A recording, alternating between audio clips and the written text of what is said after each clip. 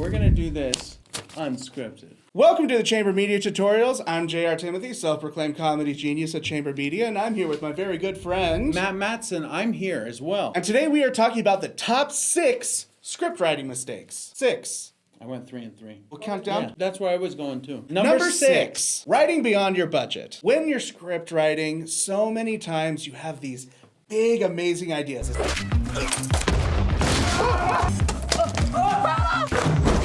Shut up. Especially if you're a really creative person. But you can't write a $200,000 script if you only have $50 to spend on your video.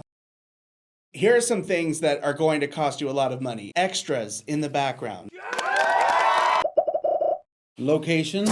Set something on fire and have an explosion. Sometimes the simplest visual is the best visual. Agreed. So this is an actual funnel, but the goal is the same. Is to get the most amount of things possible and bring them down to one single destination. And for you, that's the sale.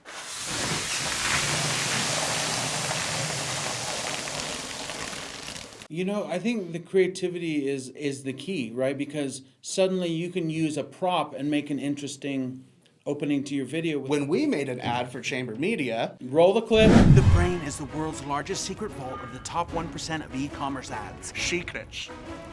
And only we have it. Schedule a call with us today. Please click the link before I fall.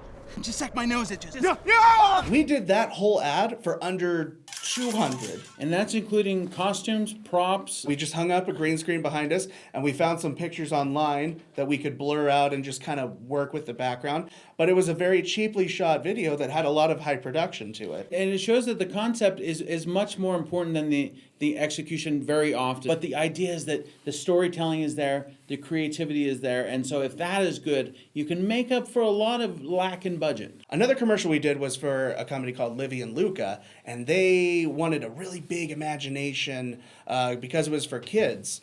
But when we were thinking there, they wanted like spaceships and a cowboy western and a superhero flying through the city. But what we came up with was this. So head on over to livyandluca.com today. That was good.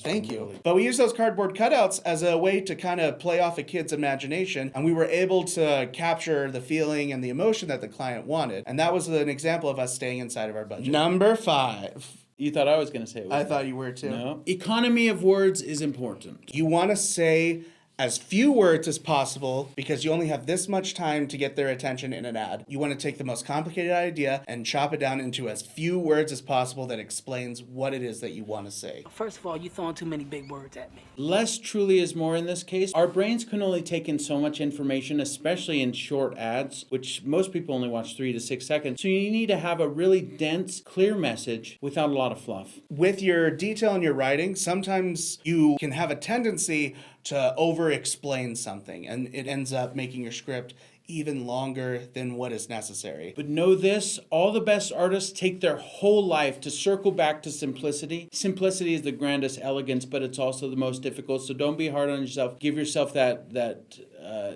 growth, that ability to grow and to make mistakes. But just know that the simpler is usually the better answer. Just a little though, don't overdo. Number 4. Or, when you're writing a script for an ad, you want to take into account motion graphics. Because when you hand the script off to your editors, the editors need to know what your vision was when you were writing it down. So writing MGX is a good shorthand to use for motion graphics, and say what the words are. 3 words max. If you can do 1 word. Like powerful, economic, scripts. Well, it's scripts. Oh yeah, sorry. I'm dyslexic. When you do your motion graphics on your text overlay, keep it simple. If you're going to do a list of a bunch of words, Matt, I'm sorry, I'm going to cover up your face. I'm going to just be like, Matt, Madsen, blah, blah, and just 1 word answers as we lay it over. You wrote that exact thing over, what you just said is over my face right now. I'm sorry. Oh, thank you. I'm making so much work for our editor right now. Number 3. Sorry.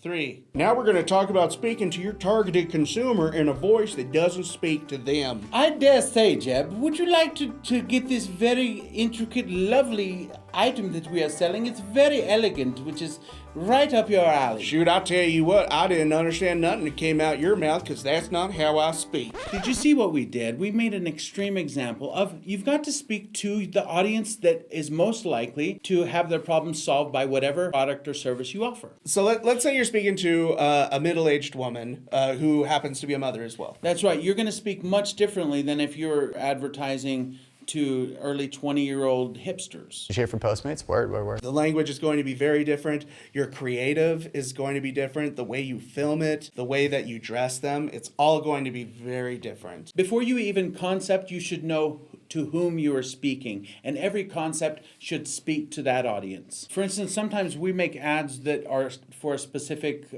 industry, like we're making ads for doctors, and so we're going to use a lot more facts, a lot more technical terms. We're not going to use as much slang language. Yes, correct. It won't be as silly typically, so it's kind of knowing that personal profile. One more example of finding a voice that speaks to your audience is a company called RexMD. ED affects men. It's a fact. It happens.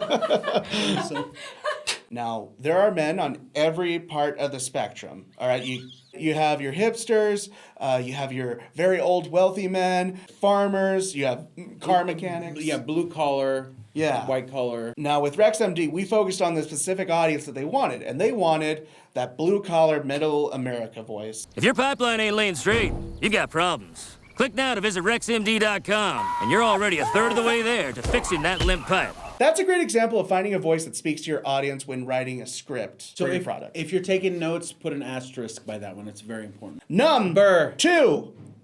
As creative people, it is so... We've done it so many times where we come up with just the funniest idea and we just lose sight of the product. This is a typical rookie mistake, but it's so appealing because we love the artistic side of it. But what is missing from this recipe is the sales messaging. Always be closing.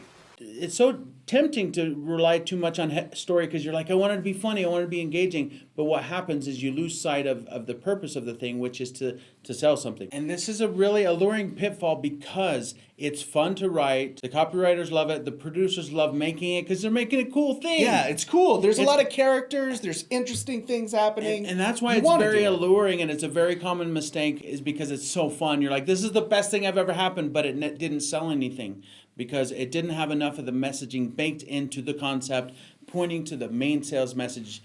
From everything you say should point to that main sales message. If you find yourself getting lost in the concept, in the story, go back to those main strategic points, which is who are your audience? What's the main sales message? What's that point you want to get across? Go back to the strategic part if you ever get lost in the concepting. Yes. And the number 1 script writing mistake is... Not knowing enough about your product will hurt you so much in writing. You have to research your product. Always. I have a story, but it puts me in a bad light. Well, we're here to learn that. All right. So there was this company that was very popular. They had a large budget. They had awesome ads already out there. And I came up with this pun heavy. It was the best puns about this product. And it was a whole list. And the writers would laugh and everyone like almost had me up on the shoulders like, roo, roo, roo. But the client heard it and she's like, well, those are really funny. It actually is not even talking about the issue that our product solves. And I had egg on my face because I had this great, hilarious stuff that I'd written, this creative, the best gold you can come up with. And that was a big lesson for me. But you got to know your product. You got to know what it solves, what problem it solves. When you research the product, you are going to get actual knowledge that you can use to fuel your writing. And the knowledge that you get, the research, should be used to fuel your writing. Now, when we do the commercial, it's a tip of the iceberg with the information that we share. But me understanding so much about the whole industry really helped me to understand and find a voice that spoke to that product and spoke to the people who would buy it. So when you research, you're just making yourself a better writer for that product. And your script's going to be better, it's going to be meatier, it's going to be healthier, and it's going to have a lot more staying power. I think you touched on it. I think research is 85-90% of the writing process. It's reading reviews. What are people saying about the product? Reviews are a great place to get research. Look at the 1 and the 2-star reviews. This is a really good indicator. Little bonus tip. Bonus tip. Yes. All right. If you are looking at the reviews, if you look at the 1 and 2 star reviews, people are going to talk about things that they didn't like about the product, and you can use that to fuel how you're going to write it into the script to address those issues that people are going to have. There you have it. Thank you so much for walking. Thanks so much for watching. Be sure to like and comment on this video below. We're Chamber.Media. We're a full service ad agency. We'll talk about whatever it is you want us to talk about in the comments. And comment what we missed. What did we miss? If you have any tips that we didn't mention, let us know as well. Thanks for watching. Bye.